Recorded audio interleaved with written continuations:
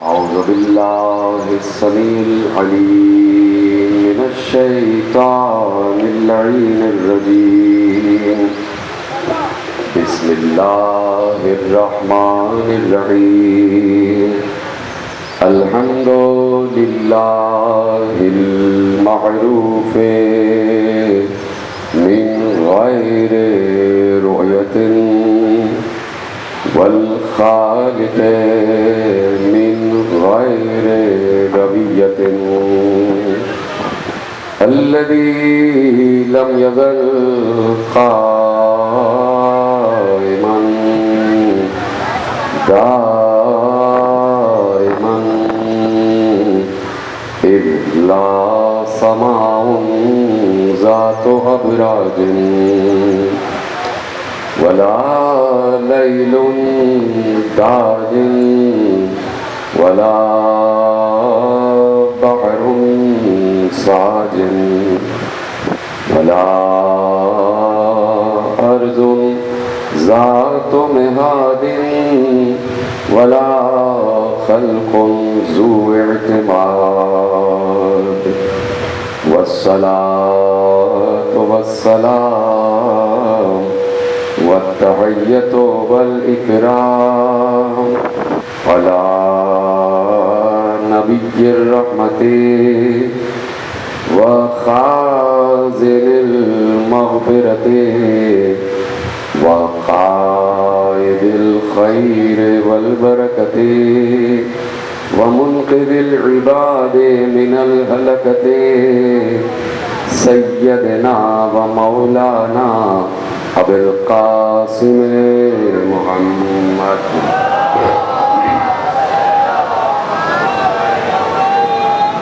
وأهل بيته الطيبين الطاهرين المعصومين المظلومين المنتقدين المنتجبين الذين أذهب الله عنهم الرجس وطهرهم تطهيرا.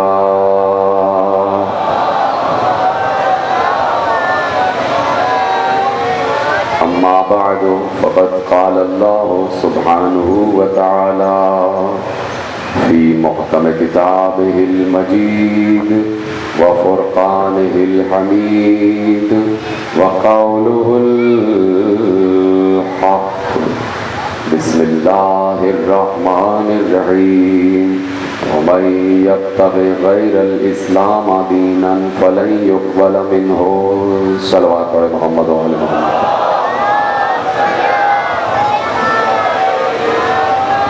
پروردگار عالم کا شکر ہے کہ اس نے ہمیں اسلام کی معرفت عطا کر کے مسلمان بنایا اور ایمان کی معرفت عطا کر کے مومن بنایا.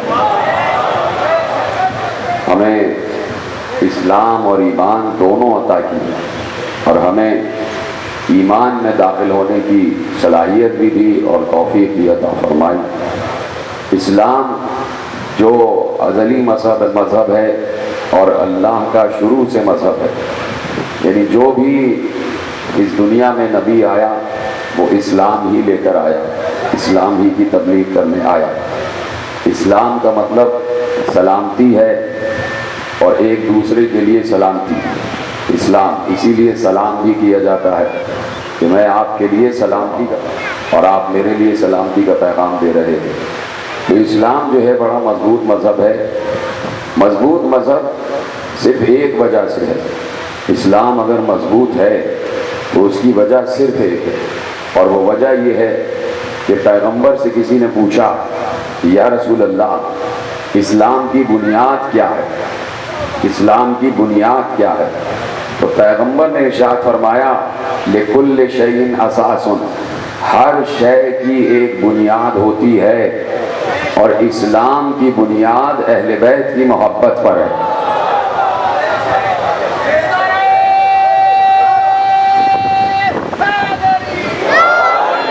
وَأَسَاسُ الْإِسْلَامِ حُبُّنَا أَهْلَ الْبَيْتِ، اسلام کی اساس ہمارے اہل بیت کی محبت پر ہے، یعنی اسلام کی بنیاد رکھی گئی اہل بیت کی محبت پر. آپ نے غور نہیں فرمایا؟ اس عمارت کی بنیاد رکھی گئی، یعنی جب طے ہوا کہ یہ عمارت بنے گی تو تب اس عمارت کی بنیاد رکھی گئی جس میں ہم بیٹھے ہوئے ہیں اس وقت۔ اب دیکھنا یہ ہے کہ اسلام کب سے ہے،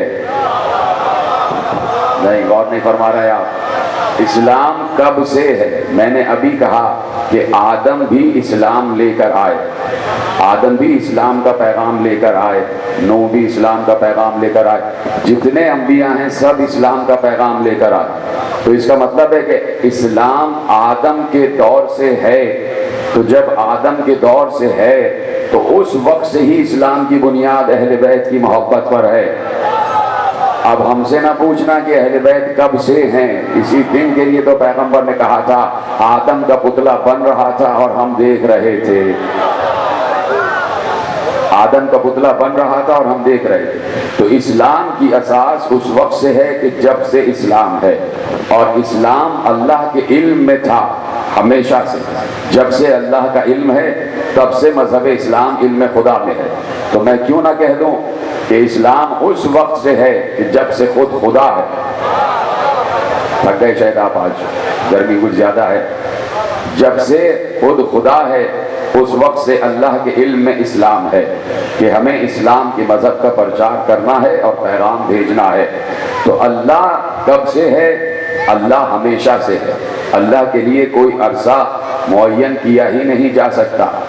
آل محمد سے پوچھا گیا کہ مولا یہ ارشاد فرمائیے کہ جب کچھ نہیں تھا اور صرف اللہ تھا، جب کچھ نہیں تھا صرف اللہ تھا، کوئی مخلوق بھی نہیں تھی، تو آپ اس وقت کہاں تھے؟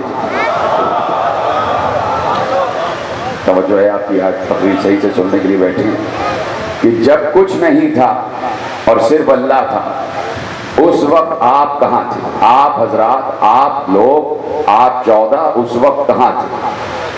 یعنی اس کو یہ علم تھا یا اس کے ذہن میں یہ بات تھی، اس کا یہ عقیدہ تھا؟ توجہ ہے، سوال پوچھنے والے کے ذہن میں یہ بات تھی، اس کو آل محمد کی اتنی معرفت تھی کہ وہ یہ سمجھ رہا تھا، اس کو یہ بات معلوم تھی کہ ایسا ہو ہی نہیں سکتا کہ اللہ ہو اور یہ نہ ہو۔ معلوم نہیں بات میری پہنچی ہے کہ نہیں پہنچی؟ اب اس نے سوال کیا کہ مولا یہ بتائیے، کوئی بات نہیں، 2-3 دن سے پریشان کر رہی،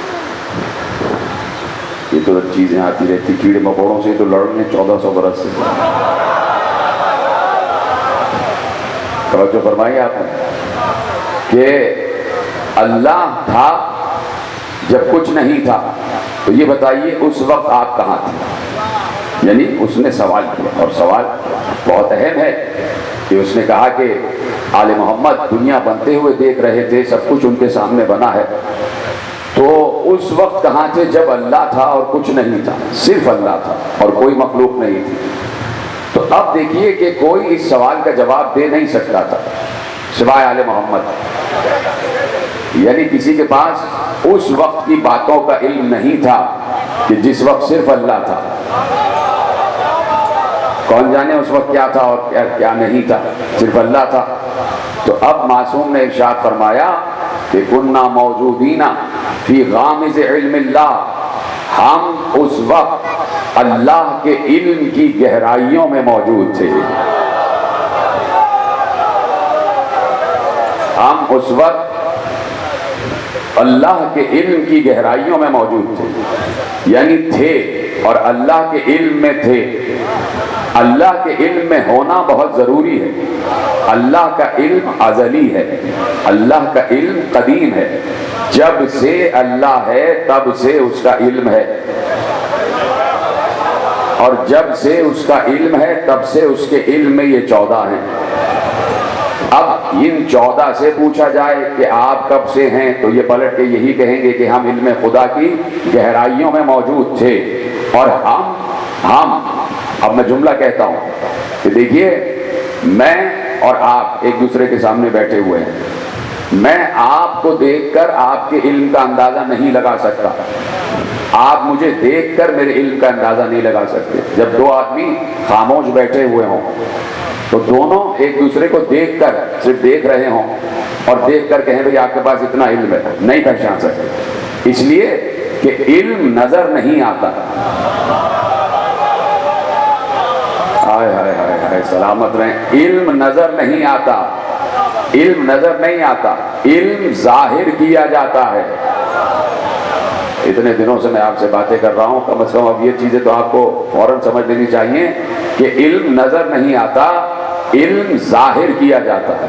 یعنی جب میں بولوں گا تو پتہ چلے گا کہ میرا علم کتنا ہے، جب آپ بولیں گے تو معلوم ہوگا کہ علم کتنا ہے۔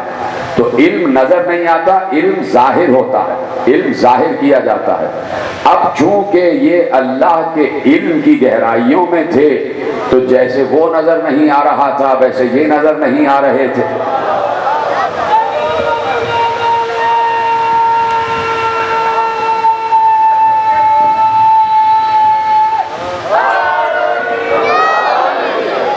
جیسے وہ نظر نہیں آ رہا تھا ویسے یہ۔ تو اللہ چونکہ نظر نہیں آتا اور اب تک نظر نہیں آتا، آج بھی نظر نہیں آتا، لیکن وہ چاہتا ہے کہ اسے پہچانا جائے، تو اس نے آل محمد کو ظاہر نہیں کیا بلکہ ان کی شکل میں اپنے علم کو ظاہر کیا۔ سلامت رہیں آپ۔ اپنے علم کو ان کی شکل میں ظاہر کیا، 14 کی شکل میں اپنے علم کو ظاہر کیا۔ اگر ایسا نہ ہوتا تو دیکھیے چونکہ یہ اللہ کے علم کا مرقع ہے، اللہ کے علم کا مرقع۔ 4 لوگ بے شک کہہ رہے ہیں، ابھی میں آپ کے سامنے آیت پڑھتا ہوں۔ اللہ کے علم کا مرقع ہے۔ اللہ کیا کہہ رہا ہے؟ سورہ آیت الکرسی میں اللہ نے ارشاد فرمایا وَلَا يُحِيطُونَ بِشَيْءٍ مِّنْ عِلْمِهِ، میرے علم کا کوئی بھی احاطہ نہیں کر سکتا۔ اللہ نے کہہ دیا وَلَا يُحِيطُونَ بِشَيْءٍ مِّنْ عِلْمِهِ، میرے علم کا کوئی بھی احاطہ نہیں کر سکتا۔ اب جب اللہ نے کہہ دیا تو یقین کریں کوئی بھی اللہ کے علم کا احاطہ نہیں کر سکتا۔ اللہ کہاں اور کوئی بندہ کہاں؟ اللہ لامحدود ہے تو اس کا علم بھی لامحدود ہے۔ توجہ فرما رہے ہیں؟ اللہ لامحدود ہے تو اس کا علم بھی لامحدود ہے۔ تو میں پوچھنا چاہتا ہوں، اللہ نے کہہ دیا، آیت الکرسی پڑھتے ہیں آپ، وَلَا يُحِيطُونَ بِشَيْءٍ مِّنْ عِلْمِهِ إِلَّا بِمَا شَاءَ، اللہ کہہ رہا ہے میرے علم کا کوئی احاطہ نہیں کر سکتا، اس لیے کہ میں لامحدود ہوں اور میرا علم بھی لامحدود ہے۔ لیکن اللہ نے بعد میں لفظ رکھا الا، سوائے ان کے جنہیں میں چاہتا ہوں۔ سلامت رہیں آپ۔ میرے علم کا احاطہ وہی کر سکتے ہیں جنہیں میں چاہتا ہوں، جنہیں میں چاہوں، الا بما شاء، جسے میں چاہوں وہی میرے علم کا احاطہ کر سکتا ہے۔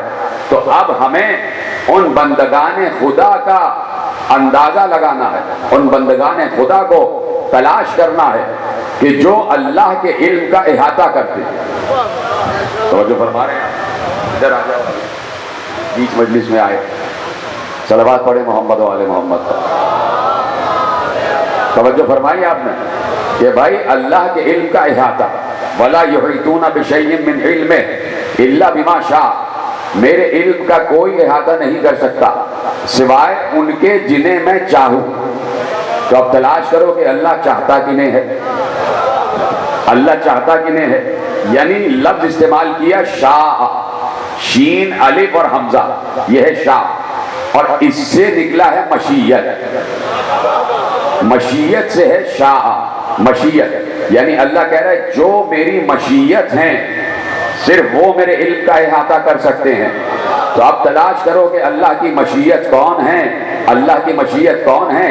تو اسے تو پہلے ہی دن سے پیغمبر نے مسئلہ حل کیا، اور ان الفاظ میں پیغمبر نے مسئلہ حل کیا کہ پیغمبر نے ارشاد فرمایا اول ما خلق اللہ المشیہ، اللہ نے سب سے پہلے مشیت کو خلق کیا۔ توجہ رکھیے گا، اللہ نے سب سے پہلے مشیت کو خلق کیا۔ سب سے اول مخلوق کون سی ہے؟ مشیت ہے۔ تو پیغمبر نے ایک مرتبہ کہا تھا کہ اول ما خلق اللہ نوری، اللہ نے سب سے پہلے میرے نور کو خلق کیا. پھر کبھی پیغمبر نے کہا تھا کہ اول ما خلق اللہ العقل، اللہ نے سب سے پہلے عقل کو خلق کیا تھا. پھر پیغمبر نے کبھی کہا تھا کہ اول ما خلق اللہ اللوح، پیغمبر نے کہا سب سے پہلے اللہ نے لوح کو خلق کیا تھا. پھر کبھی پیغمبر نے کہا اول ما خلق اللہ القلم، اللہ نے سب سے پہلے قلم کو خلق کیا تھا. پھر پیغمبر نے کہا اول ما خلق اللہ الروح، اللہ نے سب سے پہلے روح کو خلق کیا تھا. پھر آج پیغمبر کہہ رہے ہیں اول ما خلق اللہ المشیہ، اللہ نے سب سے پہلے مشیت کو خلق کیا. کسی نے پوچھا یا رسول اللہ، کبھی آپ کہتے ہیں کہ عقل پہلے ہے، کبھی آپ کہتے ہیں کہ روح پہلے ہے، کبھی آپ کہتے ہیں کہ قلم پہلے ہے، کبھی آپ کہتے ہیں کہ لوح پہلے ہے، کبھی آپ کہتے ہیں کہ عقل پہلے ہے، کبھی آپ کہتے ہیں کہ نور پہلے ہے، اور آج آپ کہہ رہے ہیں کہ مشیت پہلے ہے. ان سب میں پہلے کون ہے؟ پیغمبر نے کہا تم سمجھے ہی نہیں، نور بھی میں ہوں، عقل بھی میں ہوں، مشیت بھی میں ہوں.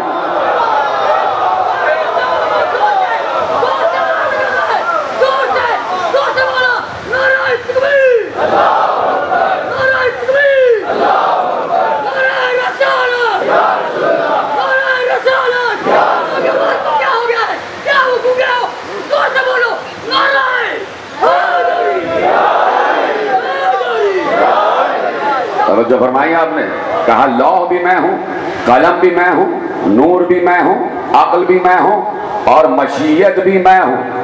یعنی اول مخلوق ہے مشیت، اول مخلوق ہے مشیت. تو مشیت کون ہوا؟ مصطفیٰ. اب یہ فارمولہ حل کر رہا ہوں، کیلکولیشن ہو رہی ہے. یہ مشیت، اللہ کی مشیت جو سب سے پہلی مشیت ہے اس کا نام ہے مصطفیٰ. یعنی محمد ہے مشیت خدا، اور محمد نے کہا میں اکیلا ہوں نہیں، میرا پہلا بھی محمد ہے، اوسط بھی محمد ہے، آخر بھی محمد ہے، ہم سب کے سب محمد ہیں. تو یہ ہے مشیت خدا.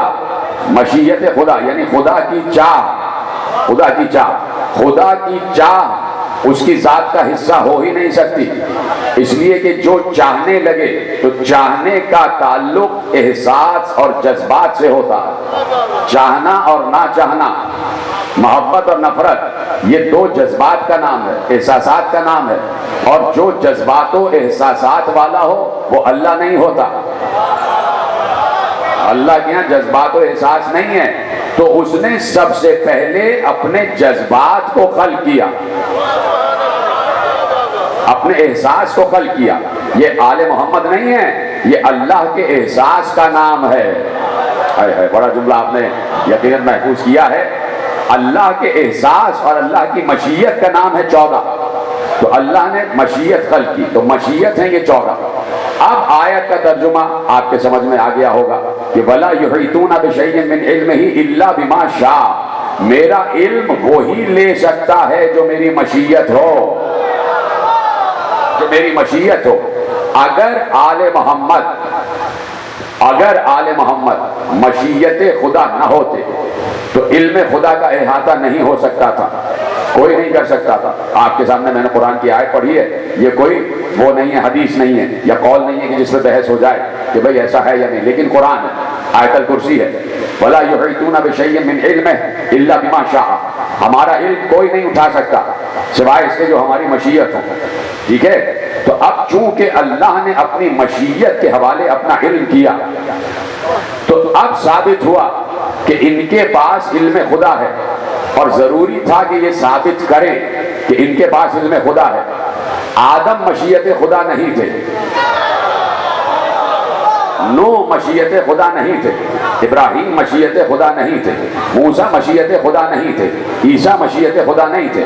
اس لیے آدم کے پاس یحیطون بشیء من علمہ کا وصف نہیں تھا کہ میرا سارا علم آدم کے پاس ہے. آدم کے پاس اسماء کا علم تھا، سارا علم نہیں تھا. اسم کا علم تھا، سارا علم نہیں تھا. اب اسی طریقے سے آپ انبیاء کے اندازے لگاتے چلے جائیں کہ انبیاء کے پاس علم تو تھا لیکن احاطہ علم خدا بندی ان کے بس سے باہر تھا، اس لیے کہ وہ مشیت نہیں تھے. آدم سے لے کے عیسیٰ تک اللہ کی مشیت نہیں تھے. اللہ کے نبی تو تھے، چونکہ یہ مشیت خدا ہیں تو انہوں نے علم خدا کا احاطہ کیا، اللہ نے سارا علم ان میں منتقل کر دیا۔ جب سارا علم ان میں منتقل ہو گیا تو اللہ نے کہا میرے علم کا اظہار کرو۔ اب توجہ فرمائیے گا، اللہ نے کہا میرے علم کا اظہار کرو، تو علی منبر پر بیٹھ کر اصل میں اللہ کے علم کا اظہار کر رہے تھے۔ کائنات میں علی سے پہلے کسی نے سلونی کہا ہی نہیں۔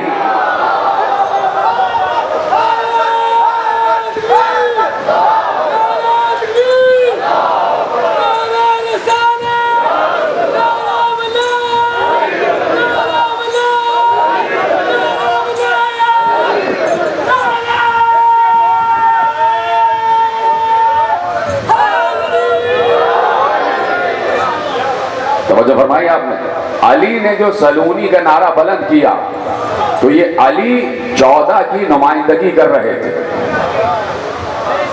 جملہ ضائع کر دیا آپ، علی 14 محمدوں کی نمائندگی کر رہے تھے، کیونکہ علی بھی تو محمد ہے نا، اپنے دور کا محمد ہے علی۔ تو اگر علی منبر پر بیٹھ کر سلونی کہہ رہے ہیں تو اس کا مطلب ہے کہ مصطفیٰ کہہ رہے ہیں، اس کا مطلب ہے کہ زہرا کہہ رہی ہیں، اس کا مطلب ہے کہ حسن کہہ رہے ہیں، اس کا مطلب ہے کہ حسین کہہ رہے ہیں، اس کا مطلب ہے کہ صاحب غیبت سلونی کہہ رہا ہے، صاحب غیبت سلونی کہہ رہا ہے۔ تو سلونی کا مطلب یہ ہے کہ اللہ کے علم کا اظہار کیا جائے کہ ہمارے پاس علم خدا ہے، اللہ نے ہمیں علم عطا فرمایا ہے اور کائنات کا علم عطا فرمایا۔ اسی لیے علی نے کہا تھا کہ زمین کی پوچھو گے زمین کی بتاؤں گا، آسمانوں کی پوچھو گے آسمان کی بتاؤں گا۔ یعنی جہاں جہاں علم خدا بندی کا احساس ہے، حصار ہے، وہاں وہاں علی کہہ رہے تھے کہ ہر سیارے کی پوچھو گے بتاؤں گا، ہر ستارے کی پوچھو گے بتاؤں گا۔ تو علی اور آل محمد علم خدا کا احیاء اور علم خدا کا اجرا کر رہے تھے، اور یہ علم خدا آج تک جاری اور ساری ہے۔ تو علم کے ساتھ اختیار بھی ہے، علم کے ساتھ اختیار بھی ہے، اور وہ اختیار مخلوقات پر ہے، مخلوقات پر اختیار ہے، اور مخلوقات پر اختیار ایسے ہے کہ پیغمبر نے ارشاد فرمایا، بسم اللہ الرحمن الرحیم، آیت اتری، اور اب اس آیت کے ذیل میں بات آگے بڑھے گی۔ آج تھوڑی دیر پہلے میں منبر چھوڑوں گا اس لیے کہ وہاں مبلغ اسلام کی ابھی مجلس ہے اور وہاں پر بھی جانا ہے، اسماعیل دیوبندی والی مجلس ہے نا، وہاں پر بھی جانا ہے۔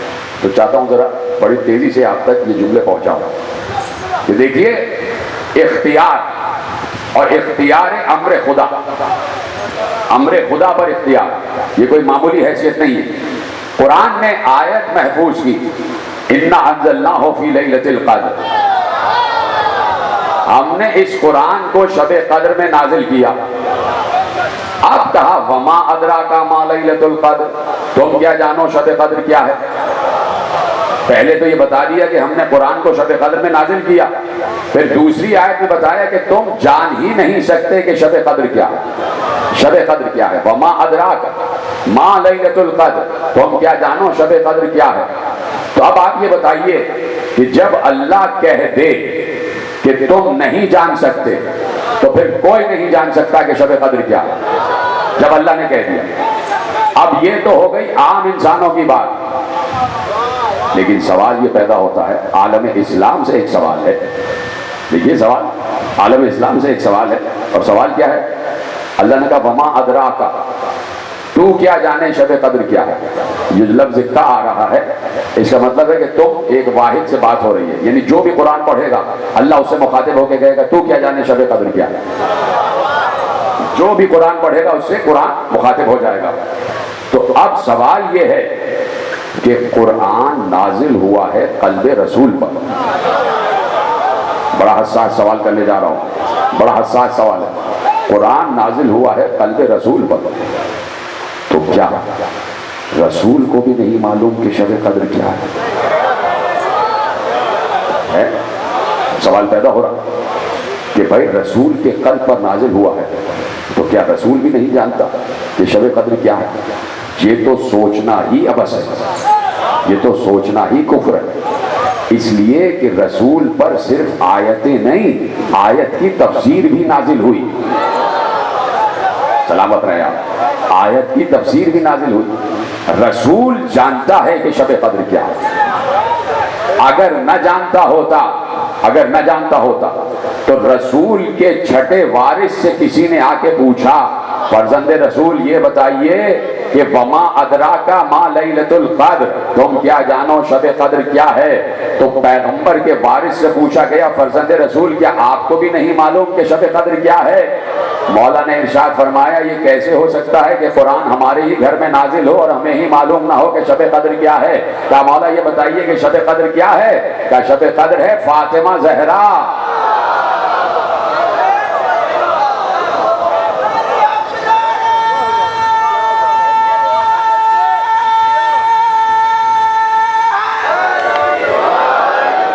اللیلۃ فاطمہ، لیلۃ القدر فاطمہ کا نام ہے۔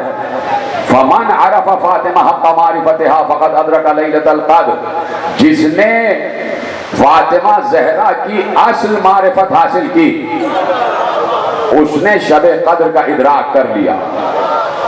بیوی کا تذکرہ ہو رہا ہے اور آپ شرمندہ بیٹھے ہیں، آپ کو بڑی شرم آ رہی ہے؟ مجھے دیکھو میرے سامنے، مجھ سے باتیں کرو، مجھے دیکھیں، گردن جھکانے کی ضرورت نہیں ہے، شہزادی کا تذکرہ ہو رہا اور بہت عظیم تذکرہ ہے۔ من عرف فاطمہ حق معرفتها فقد ادرک لیلۃ القدر، جس نے زہرا کا حق معرفت ادا کیا، یعنی زہرا کیا ہیں اس نے پہچانا۔ اصل حقیقت زہرا کو پہچاننا شب قدر پہچاننا ہے، یعنی جس نے پہچان لیا کہ زہرا کا اصل مرتبہ کیا ہے تو گویا اس نے شب قدر کا ادراک کر لیا۔ تو اب شب قدر مشروط ہے فاطمہ زہرا کی معرفت سے، شب قدر معرفت فاطمہ زہرا سے مشروط ہے۔ تو اب اتنا بڑا مرتبہ ہے بی بی کا کہ اس شب قدر میں امر خدا نازل ہوتا ہے، امر نازل ہوتا ہے نا، تنزل الملائکۃ والروح فیہا بإذن ربہم من کل امر، پورے کے پورے امر کے ساتھ ملائکہ نازل ہوتے ہیں، پورے کے پورے امر کے ساتھ شب قدر میں ملائکہ نازل ہوتے ہیں، امر خدا کے ساتھ۔ اب مجھ سے بانیان نے کہا تھا کہ بی بی کا تذکرہ کر دیں تو میں کر رہا ہوں۔ میں بی بی کا تذکرہ ہر جگہ کرتا نہیں ہے، میں پہلے دیکھتا ہوں کہ اس قابل بھی ہو کہ کیا جائے کہ نہ کیا جائے۔ آپ ایسے بیٹھے میں شہزادی کے تذکرے میں ایک دم موڑ دوں گا ذکر، پھر میں ہٹ جاؤں گا اس تذکرے سے۔ میں ہر جگہ نہیں کرتا، مجھ سے کہا ہے تو میں کر رہا ہوں، اور ایسے نہیں سنیے گا بی بی کا ذکر، یہ بڑے احترام کا ذکر ہے اور اس پہ آدمی کو بالکل ملوث ہونا پڑتا ہے۔ ہاں ایسے نہ ادھر ادھر مت دیکھیں، بالکل میرے ایک جملے کو محفوظ کریں۔ میں نے کہا کہ تنزل الملائکۃ والروح فیہا بإذن ربہم من کل امر، من کل امر، امر خدا کے ساتھ اور اللہ کے سارے امر کے ساتھ، یعنی اس شب اللہ اپنا سارا امر کسی پر نازل کرتا ہے۔ چلو میں ہٹاتا ہوں، آپ نہیں سمجھ پا رہے، آپ ساتھ نہیں دے پا رہے۔ میں نے کہا اللہ اپنا سارا امر، اب سارا امر گنانے بیٹھوں تو 10 تقریریں چاہیے۔ سارا امر کا مطلب سارا امر، یعنی تمام مخلوقات کے بارے میں جو بھی امر خدا ہے وہ سب کا سب کسی پر نازل ہو رہا ہے، جس پر نازل ہو رہا ہے اسے اولی الامر کہا جاتا ہے۔ اولی الامر پر اللہ کا سارا امر نازل ہو رہا ہے، یعنی ہر مخلوق کے بارے میں فیصلے، ہر مخلوق کی قسمتوں کا فیصلہ امر کے ذریعے اولی الامر پر آ رہا ہے۔ اولی الامر کے بعد سارے فیصلے آ رہے ہیں، ساری تقدیریں آ رہی ہیں۔ جنات کی تقدیر اس رات اولی الامر کے پاس آئی تھی، انسانوں کی تقدیر اولی الامر کے پاس آتی ہے، چونٹیوں کی تقدیر اولی الامر کے پاس آتی ہے، مچھلیوں کی تقدیر اولی الامر کے پاس آتی ہے، سمندروں کی تقدیر اولی الامر کے پاس آتی ہے، دریاؤں کی تقدیر اولی الامر کے پاس آتی ہے، جنات کی تقدیر اولی الامر کے پاس آتی ہے۔ نہیں، حد یہ ہے کہ جبرائیل کی تقدیر اولی الامر کے پاس آتی ہے، اسرافیل کی تقدیر اولی الامر کے پاس آتی ہے، فرشتوں کی تقدیریں اولی الامر کے پاس آتی ہیں، مسلمانوں کی تقدیریں اولی الامر کے پاس آتی ہیں، مومنوں کی تقدیریں اولی الامر کے پاس آتی ہیں۔ حد یہ ہے کہ کافروں کی تقدیریں اولی الامر کے پاس آتی ہیں، بت پرستوں کی تقدیریں اولی الامر کے پاس آتی ہیں، ستارہ پرستوں کی تقدیریں اولی الامر کے پاس آتی ہیں، نہیں، آسمانوں کی تقدیریں اولی الامر کے پاس آتی ہیں، زمینوں کی تقدیریں اولی الامر کے پاس آتی ہیں، نہیں، عرش کی تقدیر اولی الامر کے پاس آتی ہے، کرسی کی تقدیر اولی الامر کے پاس آتی ہے، یعنی جہاں جہاں امر خدا کا فیصلہ ہونا ہوتا ہے وہ سب کا سب اولی الامر کے پاس آتا ہے، اور اولی الامر امر خدا پر اختیار رکھتا ہے، اولی الامر امر خدا پر اختیار رکھتا ہے۔ آقا خمینی علیہ الرحمہ نے لکھا کہ شب قدر میں امام جو اولی الامر ہوتا ہے، صاحب امر ہوتا ہے، اس کے پاس اتنی پاور ہوتی ہے، اتنا اختیار ہوتا ہے، شب قدر میں صاحب امر کے پاس اتنا اختیار ہوتا ہے کہ وہ چاہے تو وقت کی رفتار کو بڑھا دے، چاہے تو گھٹا دے، چاہے تو بڑھا دے، چاہے تو گھٹا دے۔ کہ یہ ہے اولی الامر کی پاور، یہ ہے اولی الامر کا اختیار۔ تو اپنے دور میں اولی الامر رسول